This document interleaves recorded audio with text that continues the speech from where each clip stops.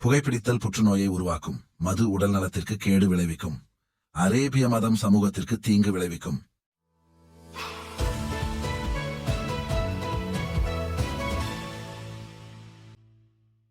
வணக்கம் நண்பர்களே. இந்த வீடியோவில் இஸ்லாம் பற்றி அரபி மதரசா ஆசிரியருக்கும் மாணவருக்கும் நடத்த உரையாடல்களை பார்க்கப் போகிறோம். ஹஸ்ரத், மார்க்க ரீதியா சில டவுட் கேட்கணும். கேளுங்க, அதுக்குத்தானே நான் இருக்கிறேன். மற்ற மதத்தில் உள்ளவர்கள் புத்தாண்டு கொண்டாடுறாங்க, பிறந்த நாள் கொண்டாடுறாங்க. நம்ம மார்க்கத்தில் இல்லையே. நம்ம மார்க்கம் இப்படி பெர்ஃபெக்டடா இருக்கிறதுக்கான காரணம் என்ன? இறை தூதரின் வழிகாட்டுதல் தானே. பெர்ஃபெக்டும் இல்லை, மண்ணாங்கட்டியும் இல்லை. புத்தாண்டு பிறந்த நாள் கொண்டாடாமல் போனதற்கு காரணம் இறை தூதர் உருவாக்கின கான்செப்ட்.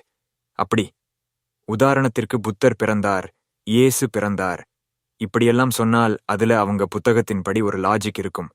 ஒரு ஆடோட்டி பிறந்தார் என்று கொண்டாட முடியாதே. முகம்மது நபியாக பிறக்கலையே. முகம்மது அனாதையாக பிறக்கிறார், படிப்பறிவு இல்லாதவராக வளர்கிறார், வயிற்றுப்பாட்டுக்கு ஆடு மேய்க்கிறார், 40 வயசுக்கு மேலதான் அவர் நபி என்று அவரே சொல்லிக் கொள்கிறார். அதனால திருநபி பிறந்த திருநாள் சொல்ல முடியாது. அதுபோல ஒரு ஆண்டு முறையையும் கொண்டாட முடியாது. ஏனென்றால் ஹிஜ்ரி என்பது முகம்மது அவர்கள் இரவோடு இரவாக ஊரை விட்டு ஓடின நாள். சொந்த ஊரை விட்டு ஓடின நாளை கொண்டாட முடியுமா? முடியாது. அதனால்தான் இஸ்லாத்தில் புத்தாண்டு கொண்டாட்டங்கள் இல்லை, பிறந்த நாள் கொண்டாட்டங்கள் இல்லை. ஓ, அப்படி போகுதா கதை.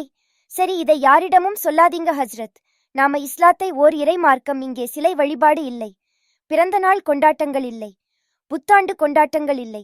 இது பகுத்தறிவு மார்க்கம். அப்படி இப்படி என்று சொல்லி மக்களை ஏமாற்றி வைத்திருக்கிறோம். அதனால நீங்க நம்ம கம்பெனி ரகசியத்தை ஹிஜாப் போட்டு மூடியே வைங்க. என்னத்த மூடி வைக்கிறது? அல்லாஹ் எல்லாம் அறிந்தவன். கம்பெனி ரகசியங்கள் தொடரும்.